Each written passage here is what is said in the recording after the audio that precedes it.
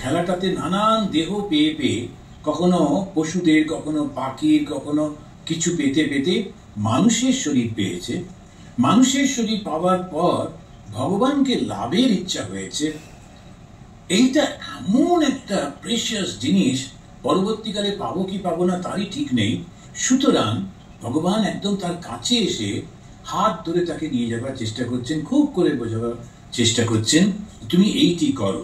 তো জীবনটাকে উনি ওই 4টি আশ্রমে ভাগ করে দিচ্ছেন: ব্রহ্মচর্য, গারস্থ, বানপ্রস্থ আর সন্ন্যাস।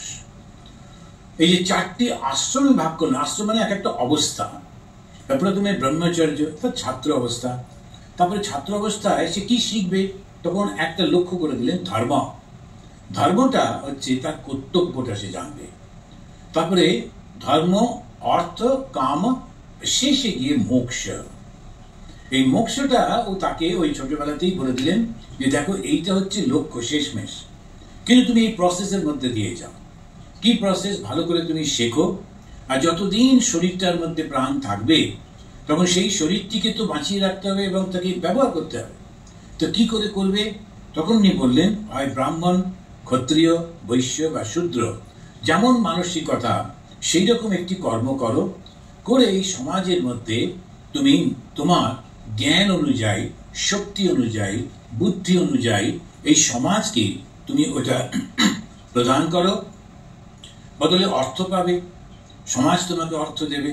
অর্থ নিয়ে তোমার ইচ্ছাগুলো পূরণ করো, তখন সেই কাম শুদ্ধ হলো, কাম তোমার পরিপূর্ণ হলো।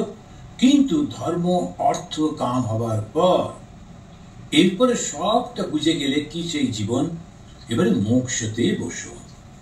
এই মোক্ষ যেটা মুক্তির ইচ্ছা, সেইটা প্রথমেই জাগ্রত করে দেন, কিন্তু অল্প বয়সেই তিনি সেটা দেন না। ওই সমস্ত ইচ্ছাগুলো পূরণ করার পর তারপরে সে বলে না এবারে হয়ে গেছে, সবাই তোমরা যে যা নিজের মতো থাকো, আমি বাপু এবারে নিজের ধামে চলবো, নিজের জায়গায় যাও। তো এরকম সুন্দর করে আমাদের সমাজটাকে, প্রতিটি মানুষের জীবনকে তিনি এই ভাগ করে করে দিলেন।